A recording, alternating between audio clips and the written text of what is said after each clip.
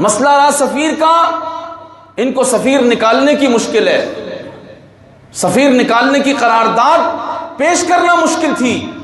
اتنی جانیں لے کر قرارداد پیش کی۔ آؤ میں بتاؤں کہ سفیر کے ساتھ بات کیسے کی جاتی ہے۔ بخاری شریف کی حدیث ہے، صلح حدیبیہ کا موقع ہے، حضور پر نور سید عالم صلی اللہ تعالی علیہ وسلم کی طرف سفیر بن کے آئے عروہ بن مسعود، جو ابھی مسلمان نہیں ہوئے تھے، کافروں کی طرف سے۔ سنیں، پوری قوم اس بات کو سمجھے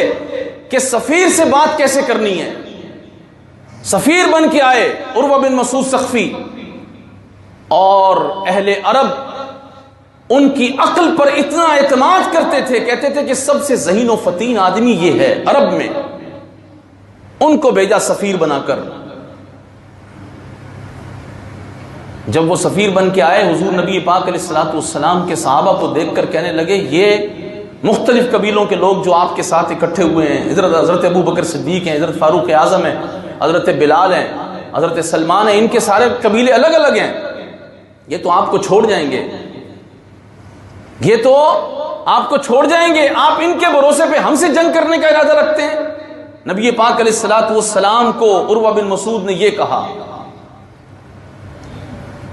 تو حضور پر نور علیہ الصلوۃ والسلام سے بات کرتے ہوئے جب یہ بات کہی، سنو نور الحق قادری اور وزراء اور جن کے ہاتھوں میں اقتدار ہے، وہ سنیں کہ سفیر سے بات کیا کرنی ہے۔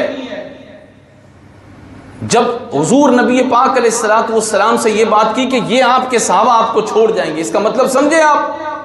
مطلب یہ کہ حضور نے جو افراد تیار کیے ہیں وہ اس بات پر معترض اصل میں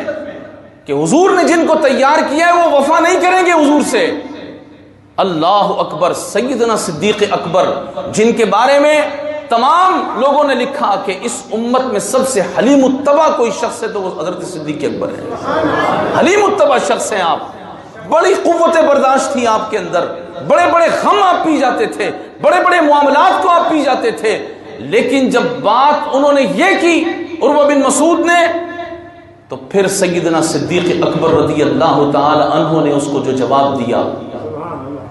آپ نے فرمایا، او عروہ بن مسعود، امسس بزر اللات۔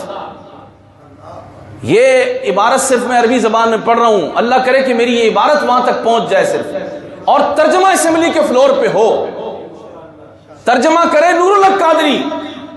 ترجمہ کرے اسمبلی کے ممبران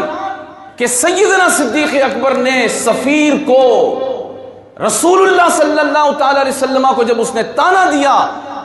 تو پھر کیا جواب دیا۔ ترجمہ ان پہ چھوڑ رہا ہوں میں، کیونکہ ہماری قوم ترجمے کی متحمل بھی نہیں ہے، یہ کہیں گے یہ مسجد میں کیسی بات کر دی، یہ مسجد میں کیسی بات کر دی، اور ہم نے کیا کی، یہ تو عاشقوں کے امام سیدنا صدیق اکبر نے کی ہے۔ کس نے کی ہے؟ سارے بولیں، سیدنا صدیق اکبر نے سفیر سے بات کی، اور اس سفیر نے بات کرتے ہوئے نبی پاک علیہ الصلوۃ والسلام سے تھوڑی آواز اونچی کر لی، آواز اونچی ہو گئی تو پیچھے کسی نے کندھے پہ ہاتھ مارا اور ہاتھ مار کے کہا، اپنی آواز کو آہستہ رکھو، پتہ نہیں ہے رسول اللہ کی بارگاہ میں بات کر رہے ہو۔ سفیر سے بات ہو رہی ہے، اس سفیر کو قومی اسمبلی کے فلور سے یہ آواز جاتی، تمہیں پتہ نہیں ہے کہ ہمارے محبوب کے خاکے بنانے کی تم میں جرت ہو گئی ہے۔ پھر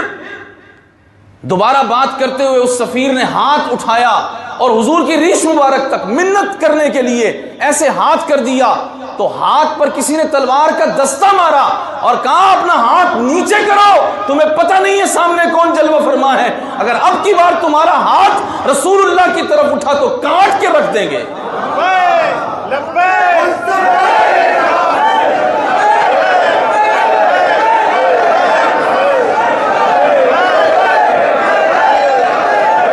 سب سے پوچھ رہا ہوں،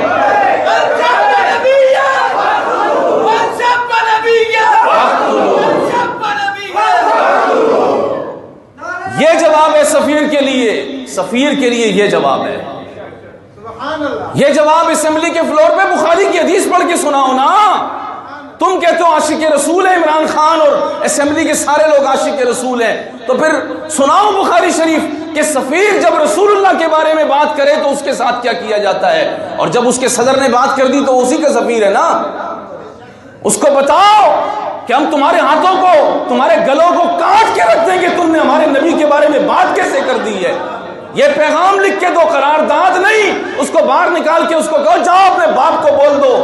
کہ حضور کے بارے میں بات کرے گا، ہم انشاءاللہ حاضر ہیں۔